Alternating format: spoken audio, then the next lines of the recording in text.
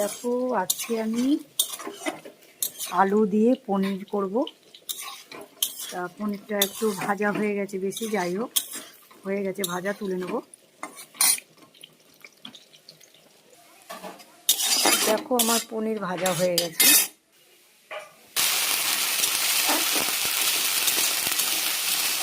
দেখো কড়াইয়ের মধ্যে গোটা জিরে আর কাঁচা লঙ্কা দিয়ে দিয়েছি পরিমাণ মতন।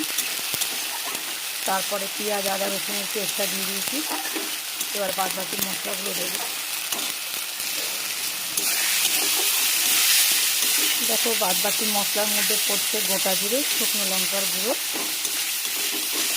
একটা টমেটো দিয়ে দিলাম। এবার মশলাটা ভালো করে কষিয়ে নেব। লবণ হলুদ তো দিয়ে দিয়েছি, সেটা আর বলার না। এটা ভালো করে কষিয়ে নেবো। এবার হালকা করে একটু জল দেবো, তা নাহলে মশলাটা পুড়িয়ে যাবে কষানোর আগে।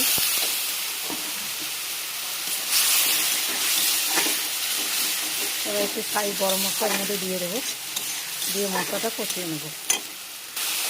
তারপরে গরম মশলা দিয়ে দিলাম, মশলাটা এবার কষে নেব।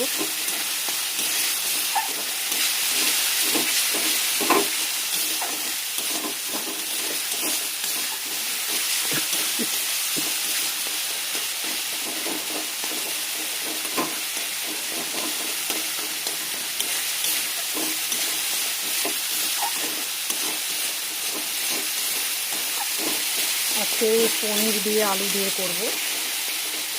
সেদিন করেছিলাম কাবলি ছোলা দিয়ে পনির।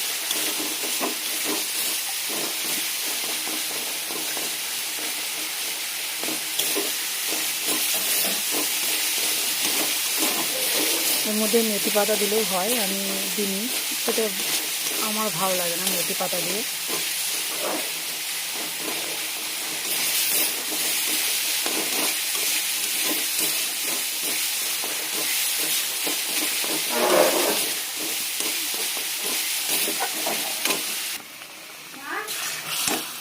দেখো পনিরটা দিয়ে দিলাম, আর পনিরটা ভাজার পর জলে ভিজিয়ে রেখে দিয়েছিলাম যাতে পনিরটা নরম থাকে, নাহলে ভাজার পর রেখে দিলে তুলে শক্ত হয়ে যেত।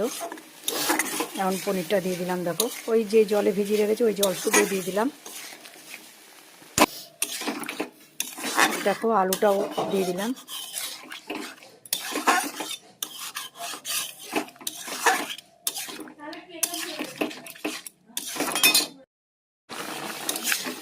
দেখো হয়ে গেছে আমার পনির তরকারি, এবার নামিয়ে দেবো।